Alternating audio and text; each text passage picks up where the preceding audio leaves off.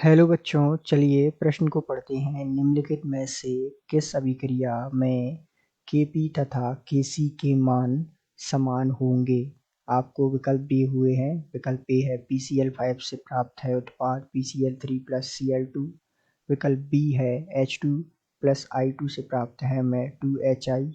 विकल्प सी है 2NH3 से प्राप्त है हमें N2 प्लस 3H2। और विकल्प डी है 2SO2 प्लस O2 से प्राप्त है हमें 2SO3। तो सामान्य रूप से इस प्रश्न को हल करने के लिए सबसे पहले हम मुख्य अवधारणा पर चर्चा करेंगे तथा मुख्य अवधारणा को समझते हुए सही विकल्प का चुनाव करेंगे। तो प्रश्न में हमसे कहा है Kp तथा Kc के मान समान होने चाहिए। इसके लिए हम जानते हैं क्या शर्त होनी चाहिए कि Kp बराबर Kc, RT की जो घात है वो होती है डेल्टा Ng। तो यदि डेल्टा Ng का मान 0 हो जाए तो इसका मतलब क्या होगा? इसका सीधा सा मतलब होगा कि Kp बराबर हो जाएगा Kc के, अर्थात Kp तथा Kc के मान क्या हो जाएंगे? समान।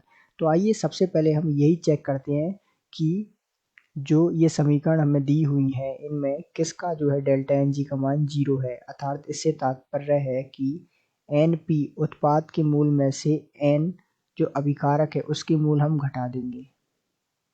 अर्थात उत्पाद के मूल में से यदि हम अभिकारक के मूल घटा दें और उसका मान कितना आ जाए 0, तो इसका मतलब क्या हो जाएगा? Kp बराबर Kc। तो आइए सब समीकरणों के लिए हम देखते हैं कि ऐसा किस में संभव है। बात करें यदि समीकरण ए की, तो समीकरण ए में उत्पाद के मूल 2 हैं और अभिकारक का 1, तो इसका मतलब यहाँ डेल्टा Ng का मान 0 नहीं होगा।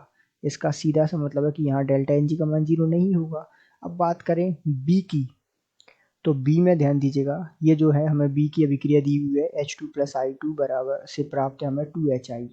तो इसका मतलब 2 तो इसमें उत्पाद के मूल है और 1 प्लस 1 2 ही इसमें अभिकारक के मूल है। इसका सीधा सा मतलब है कि डेल्टा Ng 2 माइनस 2 बराबर 0। तो अभिक्रिया जो बी है उसमें डेल्टा Ng का मान 0 आ रहा है। बाकी यदि हम बात करें सी में, तो इसके 4 माइनस 2, 4 माइनस 2 का मतलब है 2, तो डेल्टा Ng यहाँ भी जो है 0 नहीं हो रहा और इसमें भी डेल्टा Ng जो है 0 नहीं हो रहा और इसमें भी जो है डेल्टा Ng 0 नहीं है।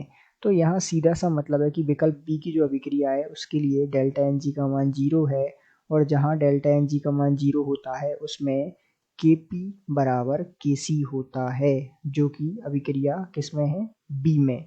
तो इस प्रकार हम कह सकते हैं कि दिए गए प्रश्न का सही उत्तर विकल्प बी है। आशा करते हैं आपको समझ आया होगा। धन्यवाद।